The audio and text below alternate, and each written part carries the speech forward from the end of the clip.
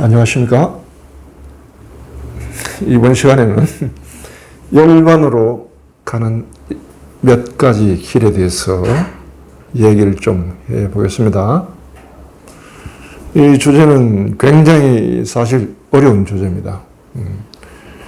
가장 정수적인 부분을 건드려야 되기 때문에 쉽지 않지만은 한번 나름대로 정리해 보도록 하겠습니다.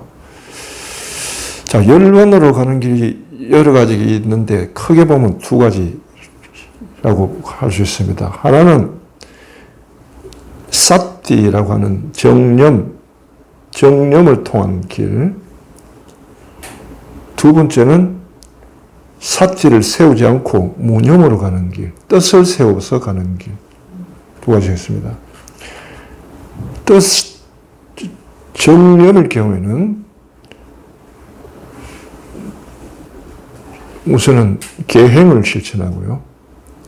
계행을 통해서 계행을 중도적으로 실천해야 됩니다. 그렇게 해서 사띠를 확립하고 그 확립된 사띠를 베이스로 해가지고 그 다음에는 점진적으로 1선정, 2선정, 3선정, 4선정, 그 다음 산매, 또 그 다음 산매에서 통찰지, 그 다음 해탈 이렇게 넘어가는 길이고요. 그래서 기본 베이스캠프를 치고 가는 길입니다. 이에 반해서 무념의 길은 베이스캠프가 뭐고 아예 안 치는 길이에요. 당초 뜻만 하나 세워놓고 나머지는 다 무시해버려요. 깡그리. 그러니까 마음이 일어나는 것을 다 쳐가지고 마음 자체를 아예 일으키지 않는 것. 그것이 참이든 거짓이든 다 밀어버리는 길입니다. 두 번째, 이제, 무념의 길은 사실 보면은, 굉장히 과격한 길이고 또 가파른 길이고 하기 때문에 어떤 인연이 없이는 쉽게 가기가 쉽지 않아요. 그렇지만 이게 분명히 길로서 제시되고요.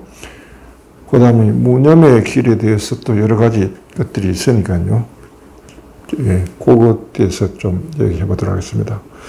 자, 그래서 여기에 대해서 주로 보면은 첫째, 불교에 대한 것, 초기 불교, 대성 불교.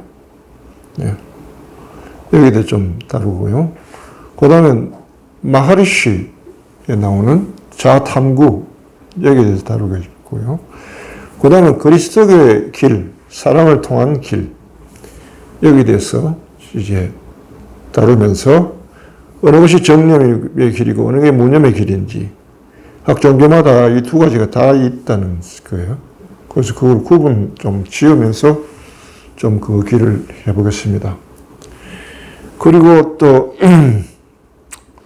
요걸 다음에는 이제 열반에 대해서 열반을 좀 규명을 좀 해볼 필요가 있어요. 열반 체험이 어떤 건지 무엇이 일어나는지 그때 뭐가 어떻게 되는지 그래서 자, 그래서 우선은 초기 불교에 대해서 저는 이제 계행의 길, 명상의 길 주로 두 개로 나오는데요. 하나는 대념처경, 하나는 깨웠다경 이 두 가지를 바탕으로 해서 좀 정리해서 초기 불교에서 설명했습니다. 주로 초기의 불교는 정념의 길입니다. 사띠의 길입니다. 무념의 길은 안 나옵니다. 그리고 초기 불교의 대를 이은 남방불교도 사띠의 길입니다. 무념의 길은 없어요. 무념의 길은 어디서 나오냐 하면 대성불교에서 나옵니다. 이 육바라밀 수행, 바라밀 수행이 이게 무념의 길입니다. 사띠 수행이 아니고요. 무념의 길. 뜻을 세우고 크게 서운한 다음에 그 서운을 쫙 밀어가는 거죠. 그래서 자기의 처지, 자기의 마음 상태 이런 것을 돌보지 않고 끝까지 밀어붙이는 것. 그 다음에 선수행이 있는데 선수행에서는 두 가지로 나눕니다. 하나는 조사선, 하나는 화두참구선. 조사선은 초기에 이제 당나라 시대, 선의 황금 시대에 있었던 달마로부터 시작해가지고 육조 해능까지 그 뒤에 제자들, 예. 그래가지고, 뭐, 조주라든지, 아니면은, 운문이라든지, 뭐, 임재라든지, 이런 분들, 황벽, 뭐, 이런 사람들, 수행에서 나오는 조사선. 그 다음 하나는 이제 화두참고, 요거는 대해종고라는 분이 이후에 이제 화두를, 조사들의 얘기를, 에피소드를 통해서 참고하는 방식을 해놓은 게 이제 화두참고길인데, 조사설은 뜻의 길입니다. 그러니까, 무념의 길이에요. 예. 무념, 무상, 무주. 이게. 그 다음에, 함계근곤, 절단중류, 수파충랑. 또, 외식재연, 내신무천, 심해장벽, 가입도. 이런 식으로 조사선의 길은 무념의 길이에요. 정념을 세우지 않는 길이에요.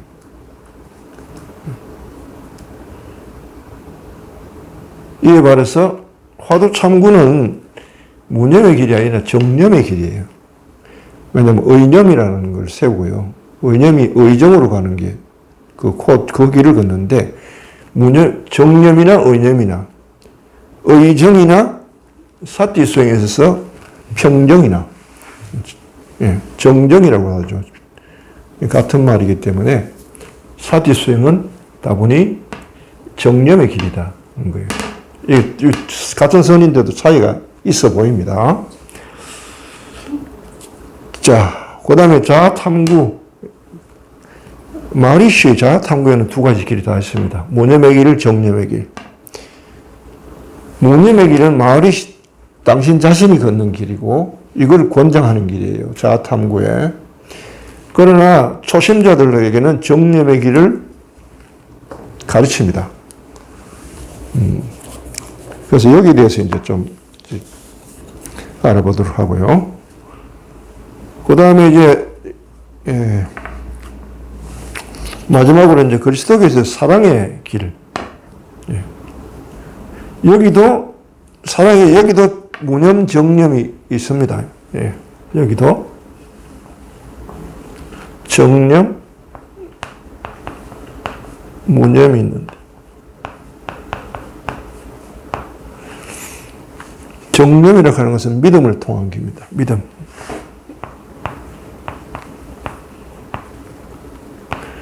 무념은 믿음을 요구하는 게 아니라 느닷없이 닥친 어떤 벼락 같은 어떤 체험을 통한 겁니다. 굳이 이야기하면은 정념의 길은 보통 성경에 나오는 여러 가지 에피소드들이 나오는 믿음이 있느냐, 믿음을 통해 네 믿음이 너를 구했다 하는 그 길이고, 제자들, 12제자들이 따르는 길이에요. 무념은 누구의 체험이 나오냐 하면 사도 바울의 체험이 무념의 길.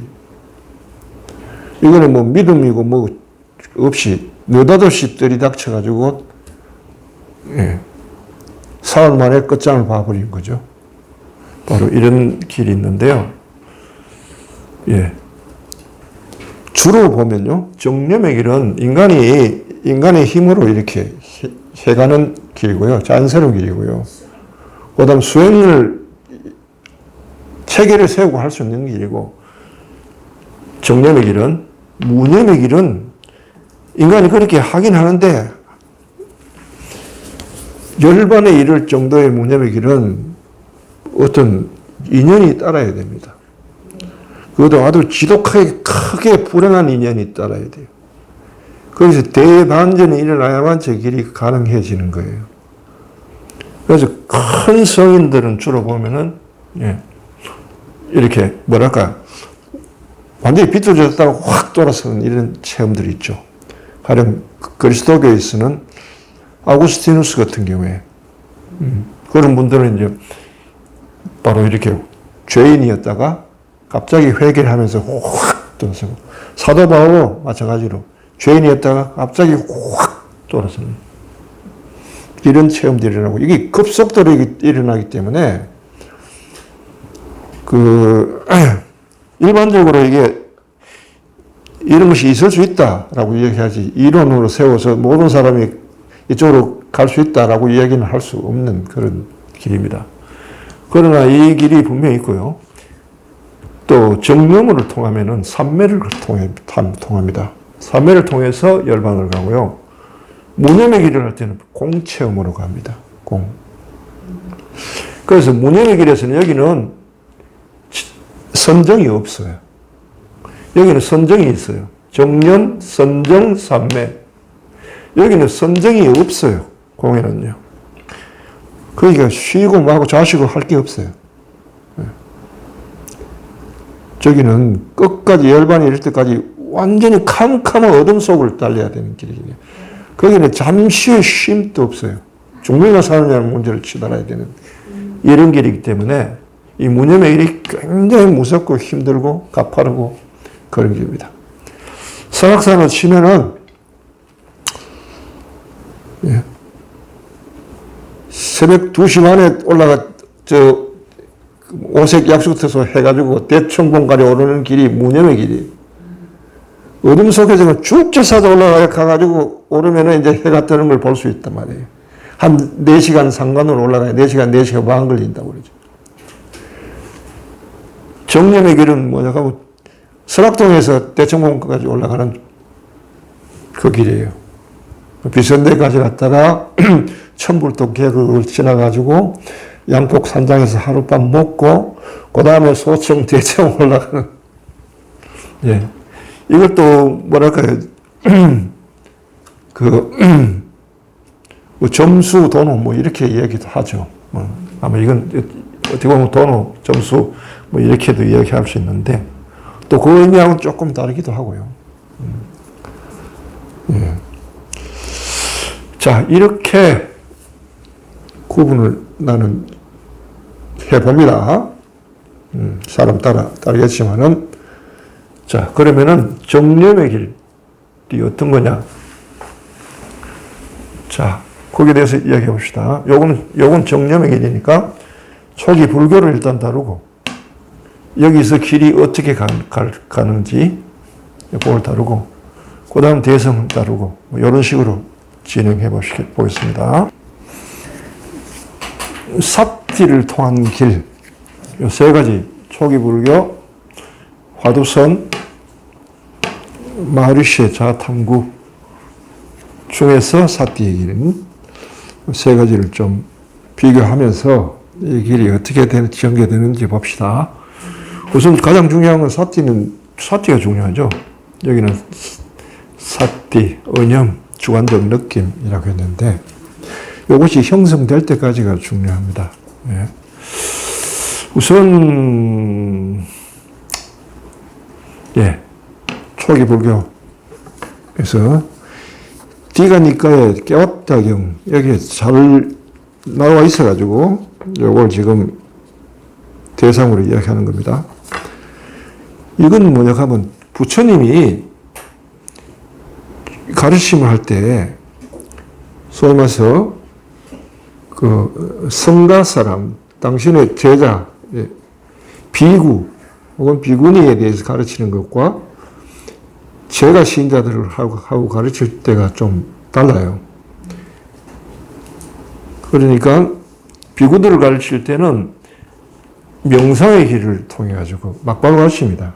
명상의 길을. 계행에 대해서는 주로 굳이 이야기 안 하시는 거예요. 왜냐하면 이미 계행을 실천하고 기본적으로 비구 정도 되면은 자기 삿띠가 확립된 사람들이니까 굳이 따로 앞에 걸 끌어들이지 않아도 되기 때문에 그러신 것 같고요. 그 다음에 이제 일반 신자들, 제가 신자들한테는 계행부터 가르칩니다. 계행부터 시작해가지고, 계행을 잘 실천해가지고, 이렇게 하면은, 이렇게 나중에 해가지고 복을 받아가,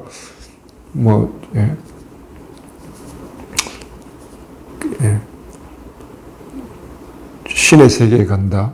태어났어. 뭐 굳이 이렇게 하는데, 묘하게도, 제가 신자들에게 가르칠 때는, 이렇게 또 깊이 해가지고, 이렇게 열반의 길까지, 이 길은 또 잘 안 가르치는 것 같아요. 그래서 조금 아마 부처님 생각하기에는 깨달음을 가는 길을 위해서는 무조건 출가해야 된다고 생각했던 거죠. 그 당시는.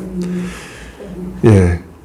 그래서 이제 출가한 사람과 출가하지 않은 사람을 구분해서 가르쳤는데 그 깊이 정도도 달랐다는 거죠.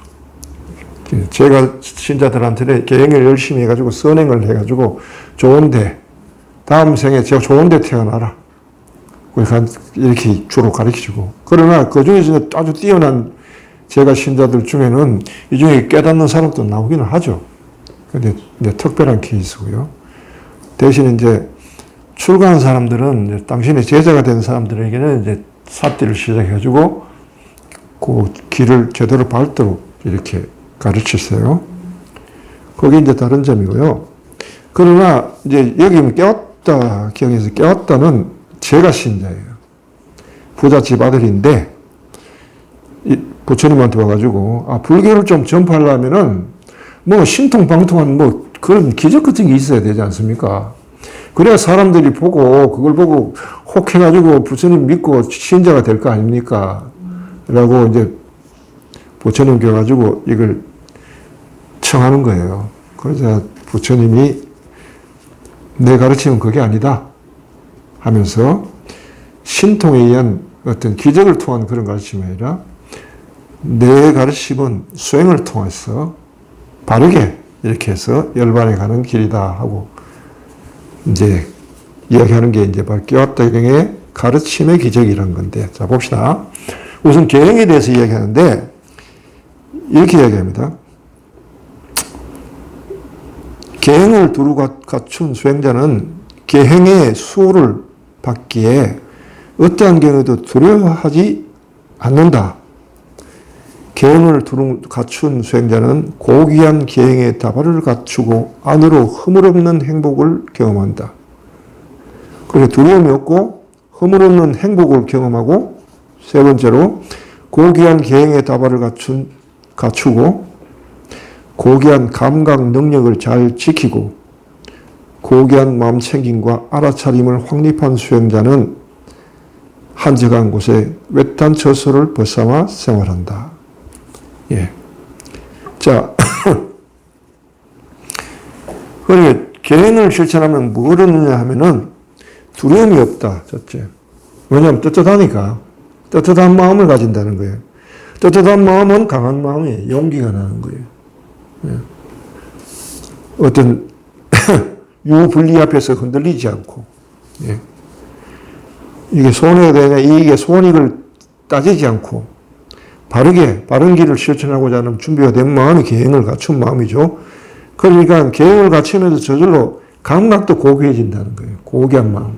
천박하지 않고 고귀하고 고상한 감각을 지닌다는 거예요. 그게 계행은 첫째 두려움을 없애주고, 두 번째는 고귀한 감각을 길러준다. 이 계행이 돼야 그 다음에 삿띠가 발견된다는 겁니다. 그게 삿띠가 발견되기 위해서는 앞서가 계행이 반드시 필요한 거죠.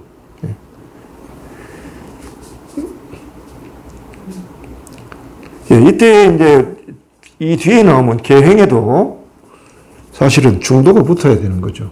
그런데 이때까지만 해도 아직까지는 계행이라고 하면은 5개가 있다면, 불교에 5개. 그게 뭐냐면은 살생하지 마라. 간음하지 마라. 그 다음에 도둑질하지 마라. 그 다음에 거짓말하지 마라. 다섯 번째 술 마시지 마라. 술 먹으면 안 돼요. 요즘은 술 마시지 마라 대신에 뭐가 되겠어요? 예. 마약하지 마라 되겠지.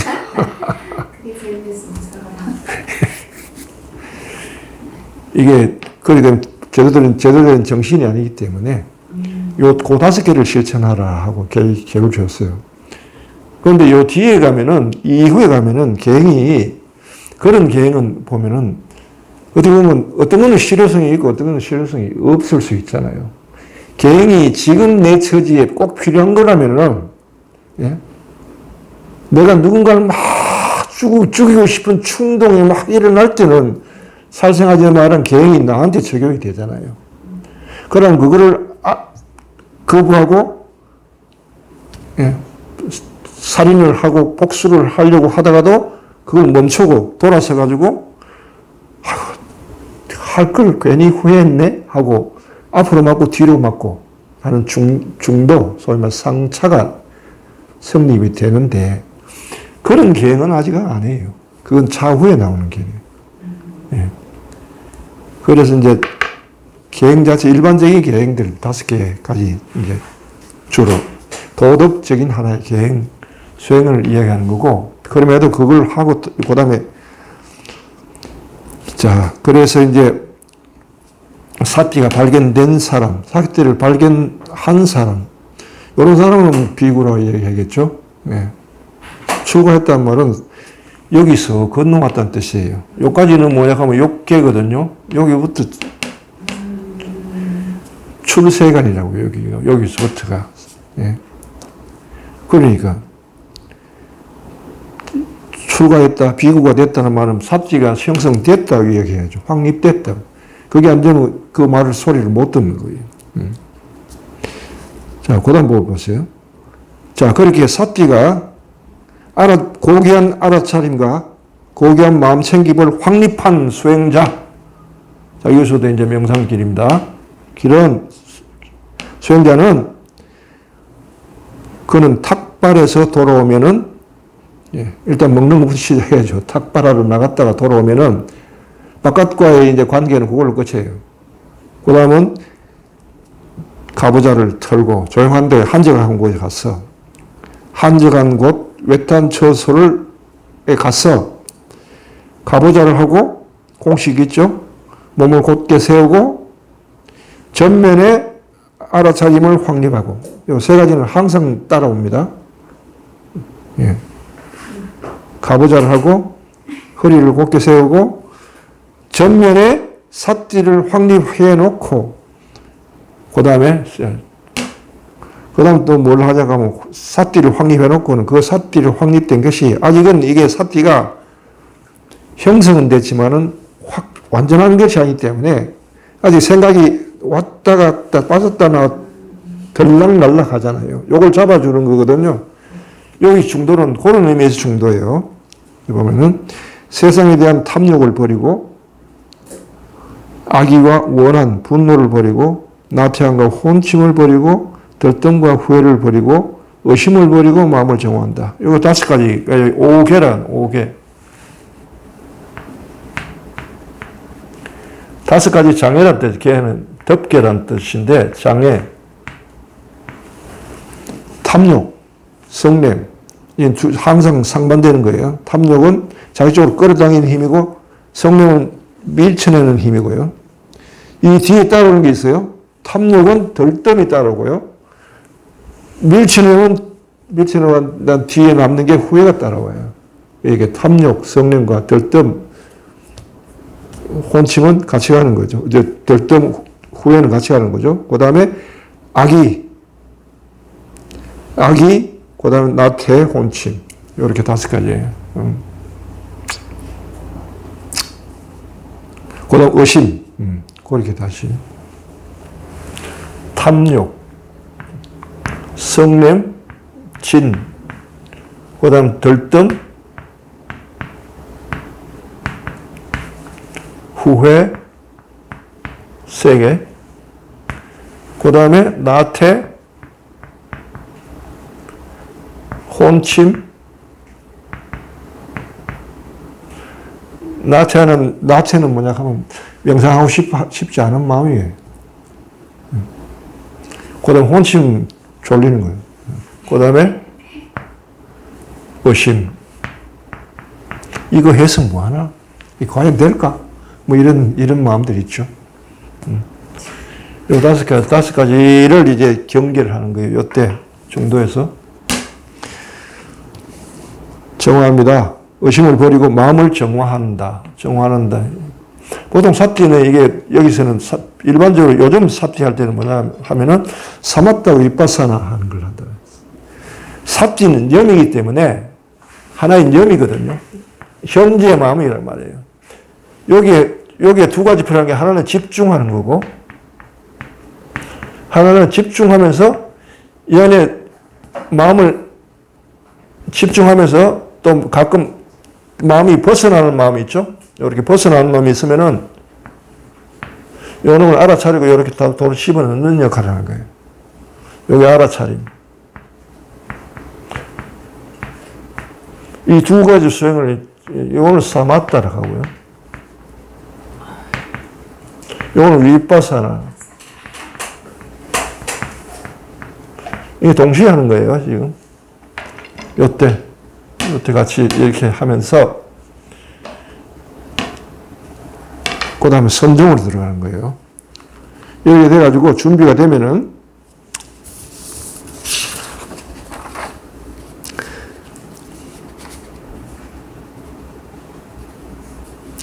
다섯 가지 장애를 벗어버리면은, 여기서 삿비를 확립하고, 그 다음에 다섯 가지 장애를 다뤄서 요거를 벗어나면은 선정에 들어간다. 선정에 들어가는데, 선정은 네 가지가 있어요. 1선정, 2선정, 3선정, 4선정. 그에게는 희열이 생기고, 희열, 기쁨, 안온함. 그 다음에 행복이 찾아든다. 1선정. 예. 1선정은 뭐냐 하면 여기서 이렇게 벗어났다는 거죠. 아직까지 이때는 욕망이 남아 있어가지고 들락날락 하는 게 없어지는 거예요. 그때는. 그래서 고요해지죠. 이걸 다섯 가지 중에서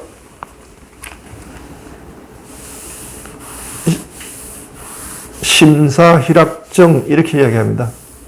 심사하는 생각을 일으키고 그 다음 지속적 고찰, 생각을 일으키고 지속적 고찰하고 거기서 오는 희열이 있고 즐거움이 있고 고요함이 있다. 이렇게 있는데 일선정은 뭐냐 하면 여기서 벗어난 데 대한 희열이에요. 기쁨이고 욕망이 자기 안에서 보이지 않아. 그래서 오는 벗어나면서 오는 기쁨. 이선정은 그게 아니고 이 안쪽에서 삼매 쪽에서 끌어당기는 이걸 느끼는 거예요. 이선정은 삼매로부터 오는 기쁨, 그걸 느낄 때가 이선정. 네.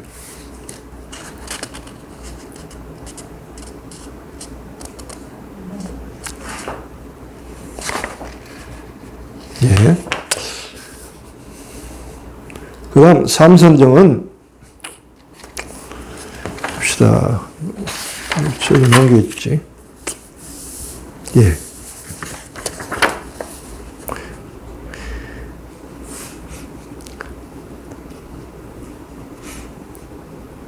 평온함에 머물면서 마음 챙김이 일어난다.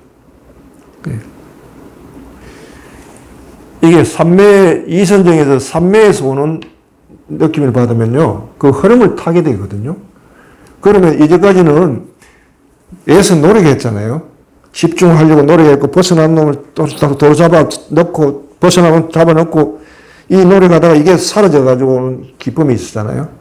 그러면 이선정에서는 뒤에서 끌어당겨주는 힘을 느끼면서 그걸 타고 들어가는 기쁨이 있는 거예요. 뭘 이제 바깥으로부터 점점 더 멀리 들어가는 기쁨일 때, 이때는 뭐냐면은 사마타 위파사나가 저절로 일어나는 거죠. 자기가 하는 게 아니고, 삼매 안에는 사마타 위파사나가 그의 사마디와 빠냐로, 사마디라고 하는 것은 삼매, 그 다음 바냐, 지, 이게 동시에 작용하기 때문에 저절로 대감을 보는 그게 기쁨이 있단 말이에요. 예? 그러면서 이때부터 이제 삼매 체험도 일어나는 거죠. 이선정부터는. 삼선정에서 이제 평온함을 얻어요. 평온함. 평온에 머물면서 마음 챙김을 확립한다. 이 저절로 흐름을 타면서 이제 마음의 움직임이 보이는 거죠. 내면적으로. 일어나는 마음에 대해서 이거는 무엇이다? 이거는 무엇이다 하고 저절로 구분이 되면서 저절로 알아차리면 저절로 들어가고, 마음이 굉장히 뻣뻣해가지고 알아차려도 안 들어가는 마음이 없고, 알아차리면 저절로 들어갈 동시에 기쁨이 발생하고, 저절로 일어나는 그 기쁨이 있는 거고. 사선정은 뭐냐 하면은 마음 챙김이 청정해진다고 그래요. 그게 아직까지는 이 마음 챙김을 가는 사티가 니엄이 아직까지 계속 느낌으로 있잖아요. 느낌이 청정해진다는 말은 느낌이 투명해진다는 것 같죠. 느낌이라고 하면 마음속에 어떤 딱 자리 잡고 있는 어떤 덩어리 같은 거잖아요. 그게 투명해지면 어떻게 될까요? 청정해지면. 맑고 쾌활하고, 뭐랄까, 예. 그 느낌으로 존재하는 게 아니고, 하나의 의식으로 존재할 수 있는 어떤 그런 경지를 이야기하는 거죠. 청정함은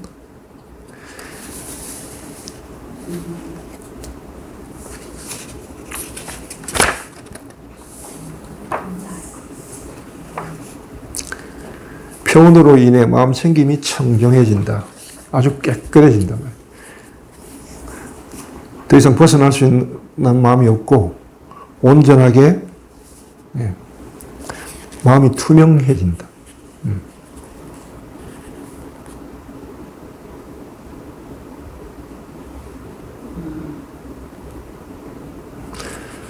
실제로 이 사선정이 제일 중요해요. 불교에서는. 불교에서는 깨달음을 이야기할 때 주로 사선정 이걸 얻었느냐 못했느냐. 사선정의 특징은 대상과 나 사이에 관계가 끊어진 상태. 그러니까 어떤 영향을 받지 않는다고요. 청정하단 말은 바깥으로부터 무슨 일이 일어나도 내면의 고요함이 흔들리지 않고 사티가 있다가 없다가 이런 게 아니고 늘 부동하다. 영향을 받지 않으니까. 그런 상태에 선정을 사선정이라고요. 사선정을 지나서 그 다음 뭐라고 하냐면은 그는 이처럼 삼매에 들어 청정해지고 고결해지고 모든 오염을 여의고 부드럽고 안정되고 흔들림 없는 삼매에 도달해 지와 견으로 마음을 향하게 하고 움직이게 합니다. 예. 사선정에 들어가서 이제 벌써 이선정부터 벌써 삼매는 시작됐죠. 그런데 여기서는 마음이 청정해지고 고결해지고 오염을 여의고 부드러워지고 흔들림 없는 상태까지 도달하고 난 다음에는 지와 견이 발견되죠. 이 안에서 지견이 저절로 움직이니까 삼매 안에서는 없죠. 뭐가 없어요? 아가 없어요. 나가 없고 무상, 고, 무아 그런 게 없어요. 무상도 없고요. 저기서는 모든 것이 있는 그대로 보이니까 고통이 없고 내가 없어요. 에고가 없어요. 삼매 상태에서는. 여기서 뭐 사선정이나 삼매나 이거 구분하기가 좀 뭐해요. 사실은. 삼매 중에서도 아주 뛰어난 상태라고 봐야 돼요. 사선정 정도 되면은. 그 다음에 여기서 통찰지가 발견됩니다. 삼매에서는. 통찰지가 발견되는데, 여기서의 지혜와 조금 달라요. 여기서는 분별하는 지혜라면, 통찰은 참인지 거짓인지, 아니면 벗어났는지 안 벗어났는지, 이게 뭐다 알아차리는 지혜, 이런 것들이 선정 속에 발견 지혜라고 하면, 이 통찰지라고 하는 것은 열반과 연관된 지혜니까요. 통찰지는 전체를 파악하는 어떤 지혜들이 번쩍번쩍하고 나타나. 이때는 이게 금강경 하잖아요. 금강이라는 뜻이 그게 원래는 벼락이라는 뜻이라는 거예요. 통찰지를 의미하는데, 통찰지는 벼락치듯이 번쩍 하는데, 짧은 순간에, 찰나 순간에 번쩍하지만은, 볼 건 다 본 거예요. 그게 기억돼요. 하고 눈이 열리는데, 한순간에 전체가 꿰뚫어 보이는 이런 지인데, 이게 늘 있는 지가 아니란 말이에요. 여기 지는 항상 같이 따라다니는 지고, 그 차이가 나요. 통찰지에 의해서 마음이 이때부터 훈련을 받아요. 제대로 가고 있는지, 가고 있지 않는지. 지혜를 다스리면서도 통찰지가 없으면 헤매요. 자기가 뭘 하는지도 몰라. 길을 잃는 수가 있어요. 예. 그리고 열반으로 갈 때 여기서는 아무것도 일어나지 않는다는 거. 오직 통찰지만이 번쩍번쩍하면 내가 지금 잘 가고 있는지 못 가고 있는지를 알려주면서 어떻게 해야 되는지를 길 없는 길을 갈 때 앞을 비춰주는 빛과 같은 거죠. 통찰. 그걸 통해서 마음이 교육을 받아서 해탈을 이룬다. 마음이 해탈을 이룬다. 예. 마음을 교육받으면은, 그 다음에 해야 되는 게 뭐냐고 하면, 몸에 대해서 이제 관찰하는데요. 몸은 4가지 물질로 되어 있다. 4대라고 그래요. 4대. 지수, 화풍.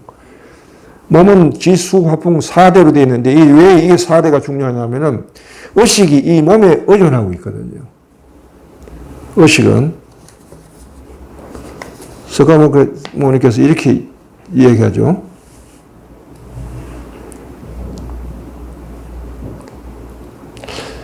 나의 의식은 이 몸에 의지하고 여기에 묶여 있다는 것을 분명히 합니다.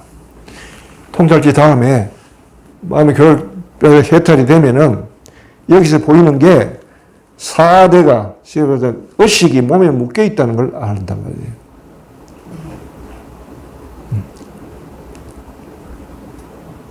그 다음에 여기 주제는 해탈지부터 열반으로 들어갈 때 주제는 의식. 의식의 기반. 의식의 기반.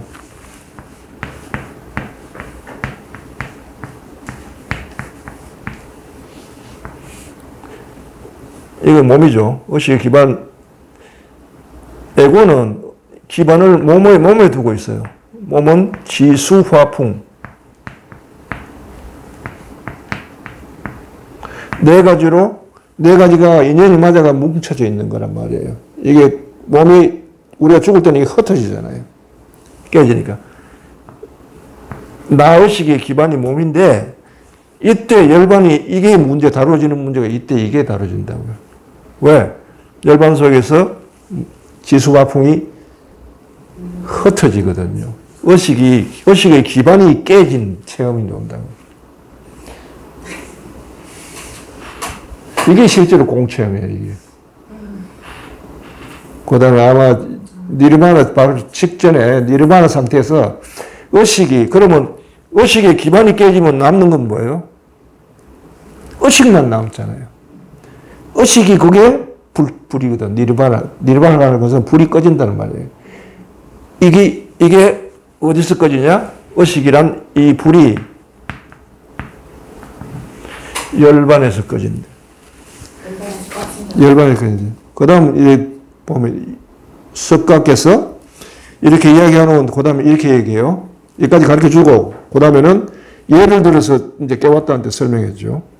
어떤 비구가 이런 일이 있다 라고 물으면서 4가지 근본 물질인 지수, 화풍, 물, 땅, 물, 불, 바람의 요소가 어디서 남김없이 소멸합니까? 라는 질문을 가지고 온 천지를 돌아다니면서 다 물어도 아무도 대답을 못하는 거죠. 네. 그래서 천상계가 묻고 대본천에 가 묻고 대본천이라고 보라만인데 힌두 보라만계의 보라만을 북에서는 저 밑에 그냥 하나의 그냥 신 중에 하나로 불러요. 또 힌두교에서는 석가를 그냥 비슈누의 하나의 화신으로 그냥 격화시켜버리고 서로 종교가 양쪽에 최고 신 붓다를 자기 밑으로 복속시키면서 아래로 갖다 놓는데 여하튼 대원천을 못 풀어서 나도 못 푼다 그거. 그러니까 부다한테 가라. 라고 이제 부다에게 보낸 거죠. 네, 그래서 이제 비구가 이제 부처님한테 와서 묻기를 4가지 근본 물질, 지수, 화풍이 어디서 남김없이 소멸합니까? 라고 물으니까 부처님이 그 질문을 바꿔줘요. 그대는 그렇게 질문해서는 안 된다. 이렇게 질문해야 된다. 지수, 화풍이 어디서 기반을 잃습니까? 지수, 화풍이 어디서 소멸합니까가 아니고 지수화풍을 소멸하지 않는다는 거죠. 지수화풍이 기대고 있는 기반을 열린다는 거예요. 지수화풍의 요소가 있는데 그게 기반이 뭐예요? 여기서는 몸이잖아. 몸을 기반으로 하는데 몸이 사라지는데 그게 그렇게 하면서 이게 열반에서 이게 사라진다. 열반 직전에 이 공체험, 진공체험 안에서 무슨 일이 일어나는지를 여기서는 지금 설명하고 있어요. 이게 굉장히 중요한 자료입니다. 이걸 경험했다는 것은 석학에서 확실히 열반을 경험했다는 의미죠. 이걸 가르칠 수 있다면요. 경험하지 못한 사람은 절대로 이야기 못합니다. 여기까지 가보지 않고는요. 이건 이제 열반에 대해서 나중에 다루는데, 마하리시도 여기에 대해서 이야기해요. 마하리시가 얘기하는데, 비교해보면은 재미가 있을 겁니다. 그때는 석가의 이 가르침, 마하리시의 가르침, 그 다음 거기에 섞어서 내 체험을 함께 해가지고 이야기해 보도록 하죠. 자, 그래서 초기 불교에서는 정령을 따라서 어떻게 진행돼서 열반으로 가는가 하는 것을 깨웠다 경에 나온 이 가르침을 통해 가지고 가르침의 기적이라는 이 글을 통해 가지고 여러분들에게 한번 제시해 봤습니다. 그 다음 시간은 화두에서도 의념을 다루고 있다는 거예요. 화두선에 있어. 예. 여기에 대해서 이제 좀 이야기를 해보고요. 그 다음에 자아탐구에서도 마하리시는 무념의 길을 이야기하고 있어요. 그런데 초보자도 처음 이걸 하는 사람에게는 이렇게 하라 하고 삿대의 길을 제시합니다. 예. 이게 처음 하는 사람에게는 안전한 길이고 따라갈 수 있는 길이기 때문에 이렇게 제시하는데 여기에 대해서는 다음 시간에 좀 자세하게 이야기하도록 하겠습니다. 여기까지 하겠습니다.